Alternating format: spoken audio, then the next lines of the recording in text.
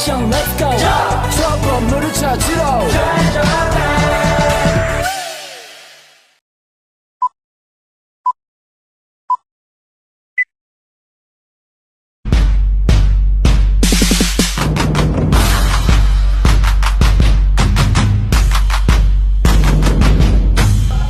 Halo teman-teman BK semua, kembali lagi bersama kami di podcast Ringan.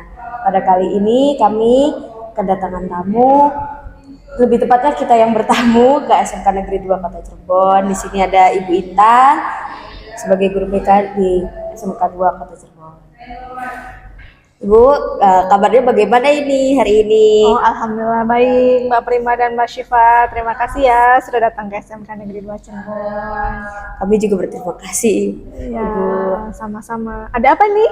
Iya, jadi tuh Ibu, kedatangan kami ke SMK 2 ini ingin mengetahui tentang kurikulum sebenarnya. Nah, sebelum ke kurikulum nih Ibu, aku mau tahu dong, Ibu sendiri udah ngajar di SMK 2 berapa lama ya? Oh, udah lama, udah 9 tahun. Dari 2016 sampai ke 2024. Malah mau 10 tahun ntar lagi ya. Iya, lama ya, berarti udah banyak berarti ininya, pengalaman-pengalamannya. Kalau begitu karena Ibu Intan udah 9 tahun ya ngajar di SMK 2 ini, aku juga mau tahu dong Bu, di BK itu tuh sebenarnya punya kurikulum nggak sih Bu? Kurikulum tersendiri atau gimana? Kurikulum. Kalau kurikulum itu kita mengikuti kurikulum dari pemerintah. Ini menghadapnya ke sana ya, harusnya. Muka kalian juga nih. Kurikulumnya itu kita mengikuti dari pemerintah. Jika pemerintah kayak dulu ada kurikulum KTSP, ya kita mengikuti kurikulum KTSP. Ada juga kurikulum 13, ya kita mengikuti kurikulum 13. Yang sekarang yang sedang tren saat ini adalah kurikulum Merdeka. Jadi yang kita ikuti adalah kurikulum Merdeka. Ibu, kan sekarang pakainya kurikulum Merdeka ya. Itu ada nggak sih Bu perbedaannya dari kurikulum yang KTSP? Perbedaan kan kita kan BK kurikulumnya mengikuti kurikulum kayak yang dari pemerintah. Itu kita itu bagaimana yang membedakan gitu antara Membedakannya KTSP apa? sama Iya. Merdeka? Sebetulnya semua kurikulum itu tujuannya sama, yaitu Ya. memandirikan peserta didik, ya, untuk mencapai tugas perkembangannya dengan optimal, seperti yang sudah diajarkan di kampus seperti itu ya. Tapi fokusnya adalah kalau kurikulum KTSP itu fokusnya pada pengembangan diri. Dulu mungkin pada saat kalian SMA di sekolah suka ada dapat pelajaran pengembangan diri, ya. Kalau untuk yang kurikulum 13 itu fokusnya berfokus pada peminatan. Untuk yang kurikulum Merdeka sekarang ini fokusnya adalah untuk mengetahui perencanaan siswa ke depannya. Jadi perencanaan individual, lebih ke spesifik lagi. Ini anak mau kemana nih, gitu. Minat bakatnya kemana, gitu. Sebetulnya sama dengan peminatan, cuman yang ini lebih spesifik lagi. Oh, berarti semakin kesini untuk perbedaan kurikulumnya itu lebih menjurus ke siswa ya Ibu betul, ya? betul.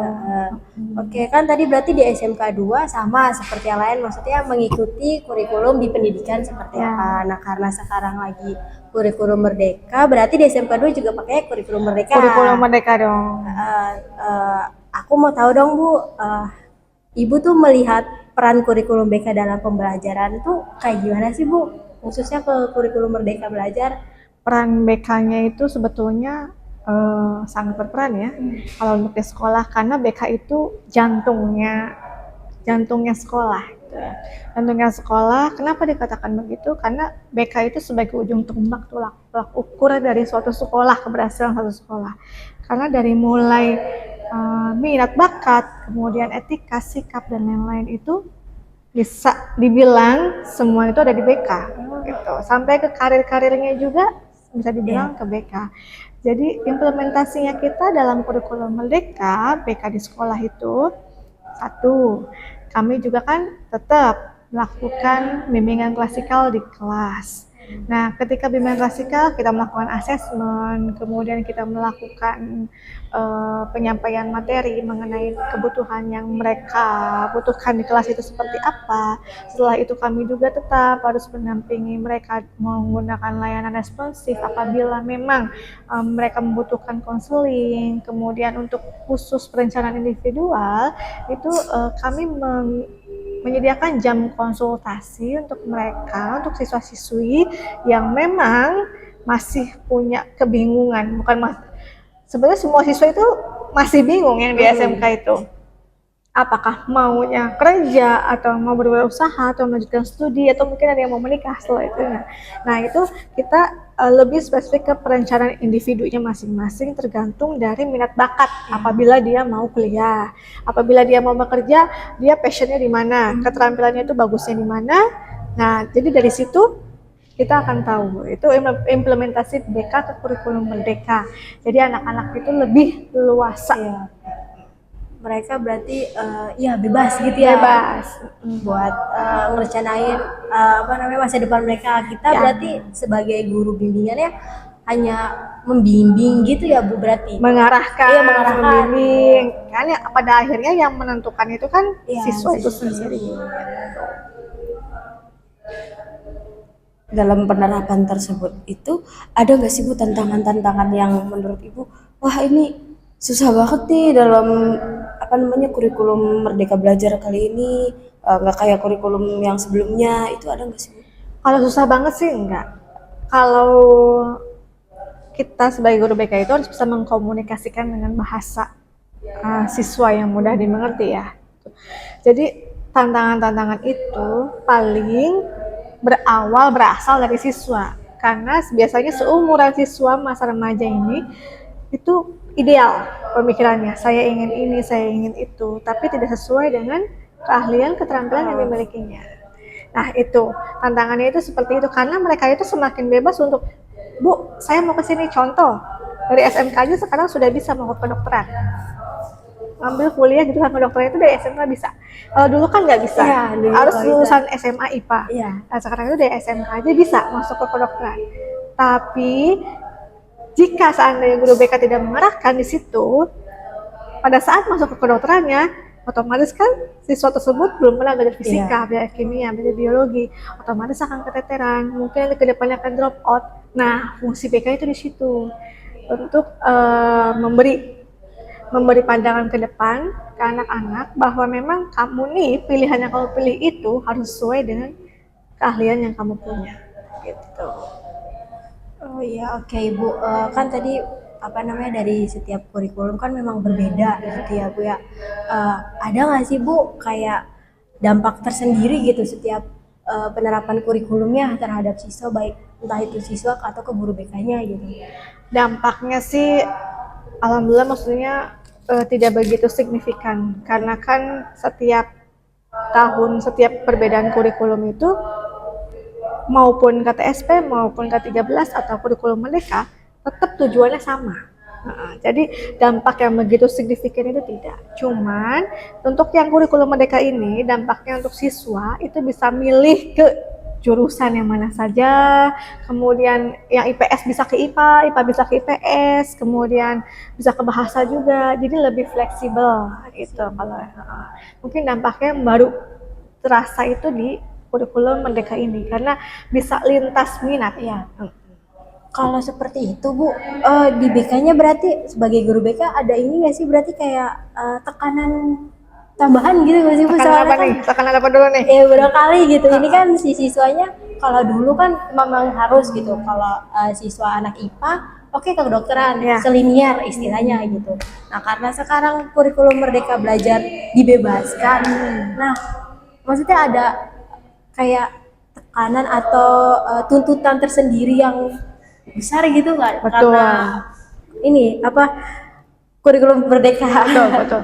Tuntutannya itu kita lebih banyak menjelaskan pengetahuan ke mereka tentang jurusan-jurusan yang selama ini tidak pernah mereka jangkau. Misalkan anak SMK kan sesuai dengan jurusannya boga ke boga lagi. Ya, sekarang harus menjelaskan pengetahuan yang mereka belum pernah dapat saat kemarin-kemarin. terus menjelaskan ke kedokteran, menjelaskan kalau jadi perawat seperti apa, farmasi seperti apa gitu. Jadi semakin banyak ininya tugas guru BK sebetulnya untuk dalam kurikulum Merdeka ini. Nah, kan Ibu Intan udah 9 tahun nih. Berarti kalau menurut Bu Intan sendiri, makin ke sini tuh berarti siswanya tuh iya memang bebas menentukan pilihan, tapi siswa tersebut punya ini nggak kayak rasa tanggung jawab gitu. Maksudnya kayak kan tadi ideal, berarti dia belum tahu dong sebab akibat dia milih ini Ya, gitu. betul. Ya, betul memang semua siswa apalagi di kelas 11, kelas 12 aja masih ada yang belum tahu nanti saya harus gimana ya gitu, saya harus gimana. Nah, jadi guru BK itu setiap awal tahun di kelas 10, 11, 12 itu selalu menanyakan kepada siswa mana yang mau bekerja, mana yang mau kuliah, mana yang mau berwirausaha. Tujuannya adalah supaya kita itu memberikan informasi pengetahuan agar nanti di kelas 12 si anak itu bisa memilih, oh iya kayaknya passion aku di sini aja deh. Ditambah kita juga kerjasama sama psikolog untuk tes minat bakat, tes IQ, supaya anak tuh tahu, oh ya keahlian aku tuh memang di sini. Jadi nggak salah pilih nantinya gitu. Kan karena kalau udah masuk kampus, masuk perusahaan itu sudah tanggung jawab masing-masing dan mereka harus mempertanggungjawabkan itu. Jadi sebelum mereka terlanjur masuk ke kampus atau ke perusahaan atau mungkin berwirausaha, itu mereka dibekali dulu oleh kita supaya siap. Berarti peran kita tuh nantinya jadi double dan triple gitu ya Bu, Oh, untuk jelas. menjelaskan itu. Double triple tuh guru BK itu seperti itu. Lah, kenapa mau jadi guru BK? Coba. Guru BK tuh banyak pekerjaannya. Kalau memang guru BK-nya itu menjalankan sesuai dengan aturan yang sudah ditulis gitu kan.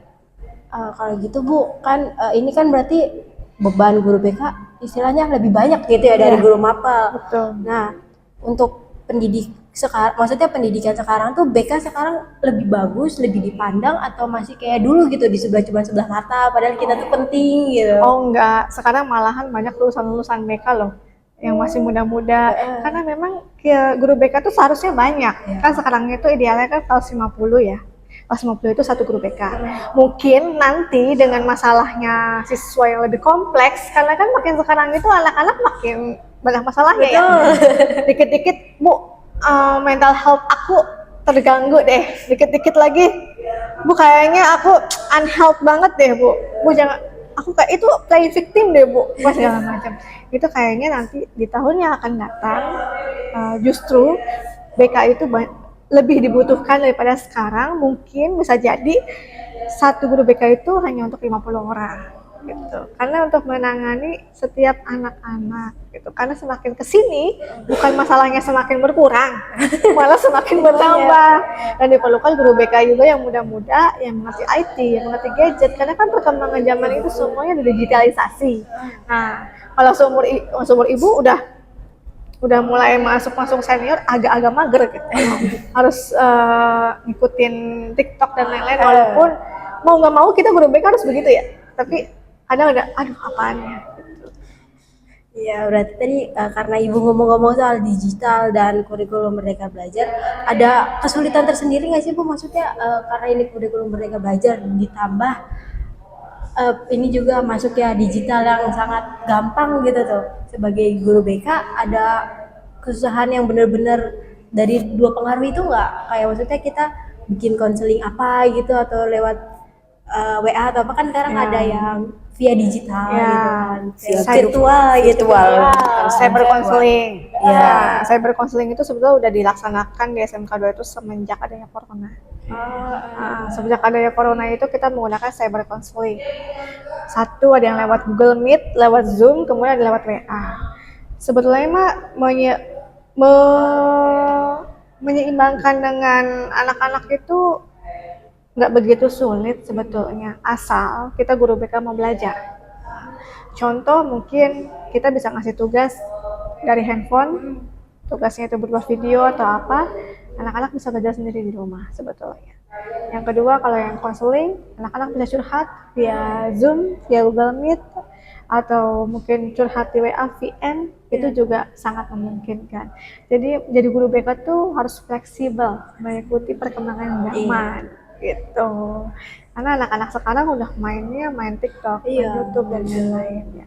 Termasuk Mbak Sipa dan Mbak Prima. Iya betul. Kami mengakui sebagai ya angkatan Gen Z ya sekarang ya Bu ya. Kami tidak lepas ya namanya dari digital. Betul, itu namanya ada gap generation kalau materi di BK. Gap generation itu artinya apa namanya, kelompok generasi-generasi. Bagaimana sih caranya kita itu menghadapi perbedaan generasi. Nah, kalau ibu kan berarti milenial. Nah, kalau kalian kan Gen Z. Anak-anak ini juga kan Gen Alpha malah. Anak-anak SMK yang baru masuk kan malah Gen Alpha. Ada bisa masuk ke Gen Z juga ada kelas 12, kelas 10 sudah Alpha. Apalagi kalau Alpha itu udah ruangnya tidak terbatas. Iya gitu kan, di mana-mana dia bisa mengakses gitu kan. Nah, itu gap generation itu kita ajarkan di sekolah. Karena apa? Karena kan di sekolah itu kan guru itu bukan berasal dari milenial semua, bukan berasal dari Gen Z juga bukan, Gen Y juga bukan, gitu kan. Tapi mereka itu berasal dari baby boomers yang sudah senior. Kadang tidak bisa dimaklumi oleh guru senior ketika Gen Z melakukan suatu hal yang menurutnya itu ya biasa aja, tapi menurut baby boomers, generasi baby boomers itu tidak baik gitu kan. Jadi bagaimana caranya di awal perkenalan sekolah kelas 10, kelas 11, 12 itu kita selalu sampaikan bagaimana si anak Gen Z bisa menghargai guru baby boomers dan bagaimana seorang guru baby boomers atau milenial itu harus memahami pola pikir dari Gen Z. Gitu. Karena kalau nggak gitu udah berantem terus setiap hari masalah aja. Gitu. Oke. Kalau kan berarti ini Bu Intan tuh berarti selama 9 tahun sudah mengalami perubahan banyak generasi ya, dari kurikulum yang udah 3 kali berubah sampai akhirnya kurikulum Merdeka Belajar. Nah, dari perbandingan antara cyber counseling sama konseling secara langsung tuh menurut Bu Intan sendiri mereka berdua tuh lebih banyak plus di mana atau minus di mana gitu? Mereka berdua itu siapa? Oh ya, cyber konseling sama konseling secara langsung, face to face. Semuanya itu ada plus negatifnya. Jadi jadikan plus negatif itu suatu keseluruhan akhirnya. Contoh, ketika di cyber counseling kan kita tidak bisa menanyakan detail karena terbatas dengan waktu. Waktu Google Meet yang gratis itu kan 30 menit ya. Jadi paling kita hanya menggali-gali informasi, kemudian setelah itu ya dia dihadirkan ke sekolah untuk mengikuti konseling yang tatap muka. Nah di situ kita lebih banyak di situ. Nah, digali. Jadi sebetulnya cyber counseling ini bisa kita lakukan hanya untuk menggali informasi-informasi saja. Selebihnya untuk mengetahui permasalahan yang lebih lanjut itu dilanjutkan dengan konseling face to face. Berarti gitu. ini ya apa namanya Bu Intan mix gitu, maksudnya dicampur dua cara, dua metode dilakukan secara bersamaan gitu. Betul. Ya. Jadi akhirnya kan kompleks gitu. Iya. Semuanya dari situ. Lagi ya. Bisa enggak barangkali mau nanya apa? Kan aku tuh penasaran ya Bu, ada sekolah yang dimana guru, kan tadi Ibu bilang ada konseling klasikal, yang nggak ada konseling bimbingan klasikal maksud saya. Bimbingan klasikal dimana kan guru BK itu masuk ke kelas. Nah itu ada 1-2 sekolah yang guru BK-nya nggak masuk ke kelas. Ditanya kenapa nggak masuk ke kelas, bilangnya kan udah kurikulumnya udah ganti. Itu bagaimana sih Bu? Kalau itu tergantung dari kebijakan sekolah tersebut lagi ya, karena pada dasarnya itu kan BK itu harus masuk kelas. Tapi terkadang di sekolah itu mungkin guru BK-nya juga kadang ada yang belum cukup. Jadi ketika mungkin satu sekolah guru BK-nya satu, ketika harus masuk ke semua kelas juga kan tidak mungkin. Gitu. Jadi akhirnya tidak masuk kelas. Gitu.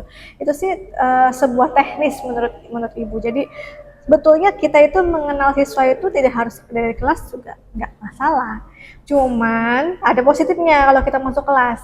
Jadi setiap minggu itu kita ketemu, ya ketemu kita hafal wajahnya ini loh, ini Prima loh, ini Siva loh, ini Intan loh. Gerak-geriknya juga hafal, gayanya juga hafal, attitude-nya juga hafal. Dari situ kan kita akhirnya bisa mengobservasi, oh si anaknya seperti ini, oh kemampuan anak seperti ini. Itu positifnya masuk kelas.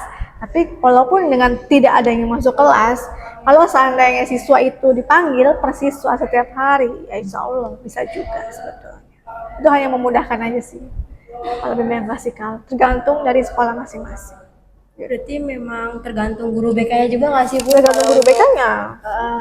Apa namanya, metode-metode yang dipilih di sekolah tersebut. Betul. Oke. Lagi nggak, Prima barangkali nanya?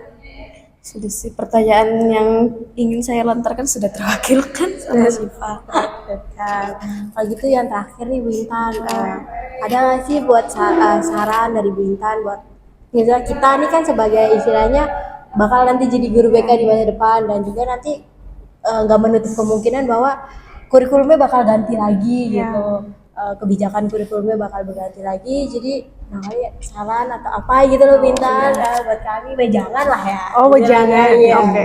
Saran dari ibu sebetulnya. Kalau mau jadi guru BK tuh harus satu, ikhlas dulu. Kuncinya satu, ikhlas. Kalau udah ikhlas, nolong siswa, membantu siswa, insya Allah deh kesananya akan gampang gitu guru BK itu.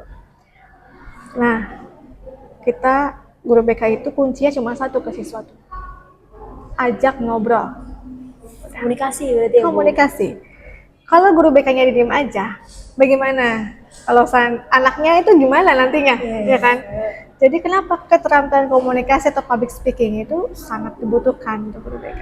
Zaman sekarang tuh karena adanya Gen Z, handphone yang dipegang, itu anak-anak yang sekarang yang suka pada PPL di sekolah, kemudian pada kunjungan observasi, itu pada malas ngomong. Nah, kendalanya itu buat ke depannya, kalau memang mau jadi guru, yang ikhlas ngomongnya. Ikhlas, oke. Jangan melulu HP gitu, karena itu udah kebiasaan dari Gen Z sampai ke Alpha, udah HP terus yang dipegang. Jadi akhirnya anak tuh mahasiswa yang kesini maksudnya terbiasa dengan chat WA, dibandingkan harus berbicara dengan guru BK yang ada di sini gitu. Sementara syarat jadi guru BK adalah komunikasi efektif, public speaking-nya bagus, ya kan? Ajak ngobrol. Nah, itu bagaimana tuh? Ya kan? Gitu. Jadi saran ibu, titip pesan untuk teman-teman semua di BBC, sekalian harus bisa ajak ngobrol siswa-siswanya, public speaking-nya harus bagus, komunikasinya harus lancar, karena jadi guru itu satu, harus pintar ngomong. Kalau kalian cuma pegang HP, dari sekarang sudah kalian mengundurkan diri saja dari guru. Gitu. Berarti memang maksudnya meskipun kami sebagai ya Gen Z, Gen Alpha itu yang dideder sama digital, tapi sebagai yang nanti bakal jadi guru berarti memang harus ada tanggung jawab, di mana kita tuh komunikasi kita harus bagus. Betul. Kita juga harus berarti ini ya Bu, menerima gitu kalau nanti di depannya kita yang bakal ngomong terus. Nah, gitu itu Bu ya. betul. Contoh kalian punya konseling, punya klien siswa. Siswa itu introvert. Kalau seandainya guru BK-nya juga diem aja, apa yang terjadi? Diem-diem mana? Berarti kebatinan. Telepati. Nah, gitu kan? Iya, itu jangan malas ngomong aja pokoknya. Gitu. Semaksimal mungkin harus ngomong. Betul, dan itu harus dilatih dari saat kalian masuk kuliah. Kalau kalian udah di kampus, di kelas semuanya udah susah untuk presentasi aja nggak mau, ajak ngobrol nggak mau, itu susah, nanti terjun langsungnya. Apalagi guru BK itu sama, setiap orang harus disenyumin. Nah, itu kuncinya. Makanya pembawaan guru BK itu harus humble, harus fleksibel, harus smiley face, harus cantik, harus bersih, kan enak dipandang. Coba kalian rasanya masuk kelas jadi siswa, ketika masuk guru BK-nya lusuh, assalamualaikum, lemas juga, apa yang terjadi? Nah itu dia. Siswa juga malas sih gitu ya. Itu harus memikirkan first impression. First impression itu pandangan pertama. Nah itu penting loh, pandangan pertama itu. Karena ketika anak melihat, oh ya ini Ibu Syifa cantik, wangi, humble, murah senyum tuh, pembawaannya itu akan menular ke siswa kita, itu akan vibes-nya positif. Tapi Bu, kan tadi Ibu bilang first impression ke siswa itu kita harus senyum, ramah gitu. Tapi kalau secara tidak sengaja kita apa namanya cemberut gitu, terus baru ada siswa baru kita senyum gitu, nanti first impression dianya, ibu itu tadi ini cemberut gitu, apa namanya galak banget mukanya. Kan kadang guru-guru BK yang saya pernah sekolah di situ tuh kadang first impressionnya tuh mukanya selalu galak merung gitu tuh. Itu mah tergantung dari guru BK sendiri mau dibangun image-nya seperti apa. Kalau memang mau dibangun image-nya pengen jadi orang yang ditakuti sama siswa, ya nggak apa-apa. Tapi kalau ibu nggak mau, ibu mah bukan orang yang ingin ditakuti, tapi justru ibu pengen jadi sahabat siswa. Dengan menjadi sahabat itu, siswa akan cerita segalanya. Tapi kalau dengan orang yang takuti, dia nggak akan cerita sama ibu. Bagaimana kita mau menggali masalah kalau siswa belum nyaman ke kita? Susah loh. Itu ilmu sebetulnya. Contoh nih, udah dekat. Ibu Intan sama Syifa sudah dekat. Syifa curhat segala macem. Diberi masukannya gampang kan? Diarahinnya. Nah, sama juga dengan siswa. Kalau seandainya si guru BK tersebut pengen ditakuti, ya sudah. Itu pilihan. Pilihan dari guru BK masing-masing. Berarti menurut ibu, dia tidak menjalankan perannya sebagai guru BK. Karena peran sebagai guru BK itu bukan malah untuk ditakuti seperti polisi. Justru kita terus menolong anak nih yang tadi belok-belok jadi lurus. Nah, gitu. Bukan polisi yang belok ditangkap. Nah, gitu, ya kan? Gitu. Jadi kalau itu kembali lagi ke guru BK masing-masing. Guru BK itu punya style masing-masing. Saran ibu, udah nggak musim guru BK ditakutin sama siswa itu. Malahan guru BK itu rumahnya sering dikunjungi sama siswa sekarang. Suka main, karena buat itu mah curhat. Berarti Bu Intan nih selama 9 tahun ibu ngajar semakin kesini, tadi kan kita membahas tentang image ya guru BK. Semakin kesini siswa tuh semakin maksudnya gampang dengan image guru BK yang ceria, humble, apa galak gitu. Maksudnya kan ada beberapa siswa yang karena guru BK itu galak dia jadi mau terpaksa, tapi ada juga siswa yang malah makin menjauh gitu kan kalau guru BK galak. Menurut Ibu Intan sendiri gitu selama 9 tahun mengajar. Selama 9 tahun mengajar, jelas di SMK 2 itu siswa semuanya menyukai guru BK yang humble, yang fleksibel, yang bisa diajak bercanda, yang sekiranya nyaman buat mereka gitu kan. Karena gini, anak SMK 2 banyak masalah dari rumah, di sekolah ada masalah lagi. Dia butuh tempat yang ini loh tempatku. Nah, jadi guru BK itu jadi tempatnya. Gitu. Jadi di SMK 2 mah nggak ada. Kalau sama guru yang galak kesannya, oh jauh mereka. Semakin jauh gitu. Ya. 6 guru BK di SMK 2 itu tidak ada yang galak. Semuanya humble semua, fleksibel semua, ramah, murah senyum semuanya. Iya.